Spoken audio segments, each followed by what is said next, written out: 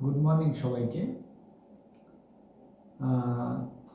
তোমাদের সি প্রোগ্রামের ক্লাসে আমি হোয়াইল আর ডু হোয়াইল লুপ পড়িয়েছিলাম। এইবার একটা নতুন টপিক শুরু করব, সেটা হলো অ্যারে। অ্যারেটা একটা অত্যন্ত দরকারি জিনিস, কারণ ভেরিয়েবল যখন বেশি হয়ে যায়, প্রচুর ডেটা স্টোর করতে হয়, তখন আমরা কি করি, অ্যারে ব্যবহার করি। এবার অ্যারের ক্ষেত্রে খেয়াল করবে যে অ্যারের একটা ইন্ডেক্সিং ব্যবহার করা হয় এবং অ্যারের মধ্যে আমরা ডেটা যত খুশি স্টোর করতে পারি। ঠিক আছে, ধরো 5, 10, 50 এবং অ্যারেকে লেখার হচ্ছে এইটা পদ্ধতি। তো অ্যারে জিনিসটা কি, মানে কিভাবে একটা ইন্ডেক্সিংটা ব্যবহার করা হয় অ্যারেতে, এইটা সম্পর্কে আমার একটা অলরেডি ভিডিও করা আছে, তো সেটা আমি ডেসক্রিপশনে দিয়ে দেবো, ওখান থেকে তোমরা একটু পারলে দেখে নেবে। মানে কনজিকিউটিভ মেমোরি লোকেশানে কীভাবে পরপর অ্যারেতে মেমোরিতে ডেটাগুলো স্টোর হয় সেইটা। তো আজকের ক্লাসে আমি যেটা দেখাবো সেটা হচ্ছে অ্যারে কীভাবে ইনিশিয়ালাইজ করা হয়। মানে অ্যারেতে যদি আমরা প্রথমেই ভ্যালু দিয়ে দিতে চাই, মানে ইনপুট না নিয়ে, তাহলে সেটা আমরা কিভাবে দেব, সেই পদ্ধতিটা আমি আজকের ক্লাসে দেখাবো। ঠিক আছে, তো দেখে নাও কীভাবে আমরা অ্যারেতে ডেটা রাখতে পারি, ইনিশিয়ালাইজ করতে পারি।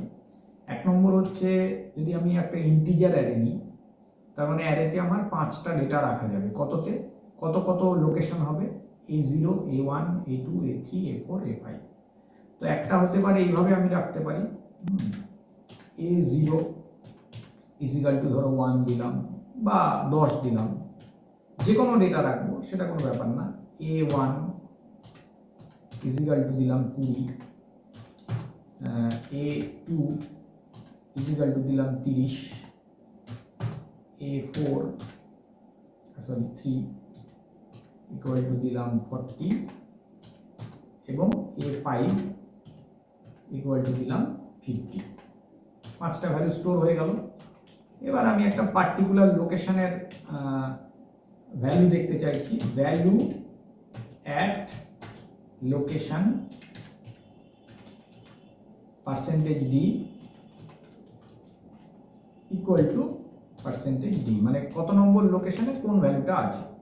হ্যাঁ, ধরো আমি দিলাম 2, আর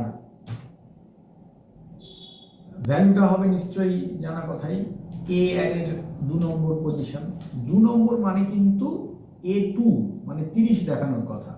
ঠিক আছে, 2 নম্বর পজিশনে, কারণ 0 থেকে স্টার্ট হয় অ্যারের ইন্ডেক্সিংটা যখন হয় তখন 0 থেকে স্টার্ট হয়। তো স্বাভাবিকভাবেই আমরা যদি A2 দেখতে চাই তাহলে 30 পাবো। তো দেখে নাও এর আউটপুটে আমরা কি পাচ্ছি, দেখো 30 পাচ্ছি। Value at location 2 is equal to 30। তো এইভাবে আমরা ডেটা স্টোর করতে পারি। আচ্ছা, এটা ছাড়া, এটা তো অনেকটা লেন্দি, মানে অনেকটা লাইন কনজিউম করছে, পরপর লাইনে আমাকে লিখতে হচ্ছে। আরেকভাবে আমরা ডেটা স্টোর করতে পারি, সেই পদ্ধতিটা বেশি প্রচলিত, তো সেটা দেখাচ্ছি। সেটার ক্ষেত্রে আমাদেরকে সেকেন্ড ব্র্যাকেট ব্যবহার করতে হবে। এইভাবে ব্যবহার করা হয় সেকেন্ড ব্র্যাকেট, এবং পরপর ভ্যালুগুলোকে কমা কমা দিয়ে লিখতে হয়। 10, 20, 30, 40, 50। নিশ্চয়ই বুঝতে পারলে এখানে কম লিখতে হলো।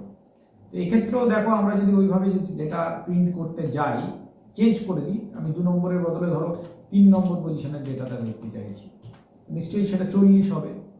তোমরা নিশ্চয়ই সেটা বুঝতে পারছো।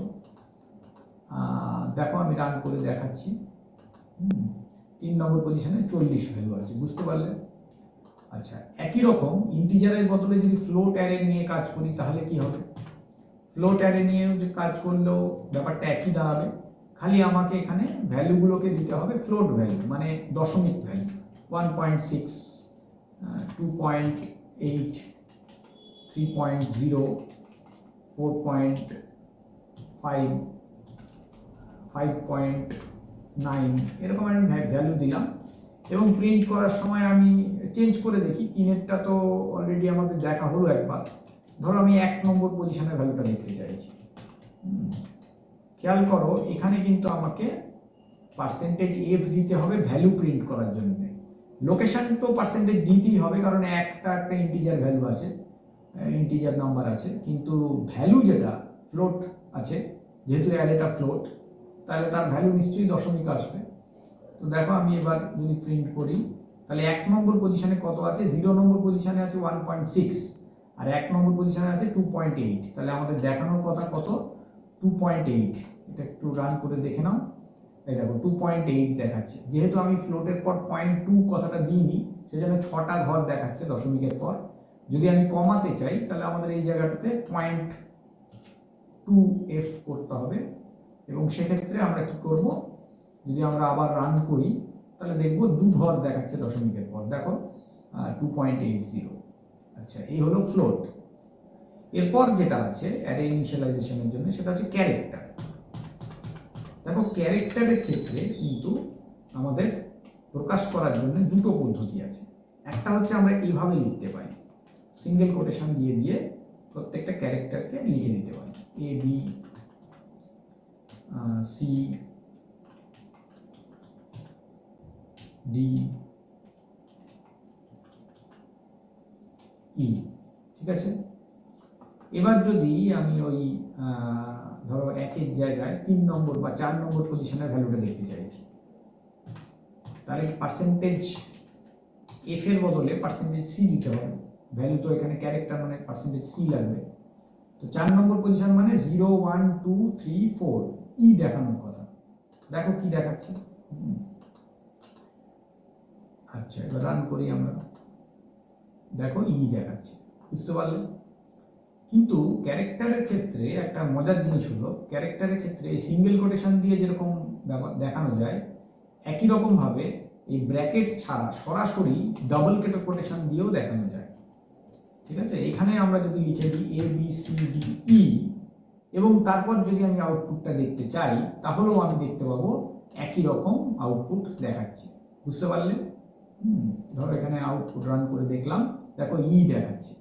আমি এখানে এবিসিডি এর জায়গাতে কম্পিউটারও লিখে দিতে পারি, এবং সেক্ষেত্রেও যদি আমি আউটপুট দেখতে চাই, দেখে নাও 4 নম্বর পজিশনে কোনটা আছে সেটাই দেখাবে। রান করে দেখিনি কি আছে, ইউ আছে, তাহলে দেখাবে ইউ। দেখো 4 নম্বর পজিশন মানে 4 মানে অ্যাকচুয়ালি 5, মানে 4th ভ্যালুতে যেটা হবে আর কি। তো এইভাবেও ক্যারেক্টার অ্যারে ইনিশিয়ালাইজ করা যায়, বুঝতে পারলে? তাহলে আজকের ক্লাসে আমি কি দেখালাম, বিভিন্ন টাইপের যে অ্যারে আছে, ইন্টিজার, ক্যারেক্টার, ফ্লোট, সেই অ্যারেগুলোকে কিভাবে আমরা ইনিশিয়ালাইজ করতে পারি সেটা দেখালাম।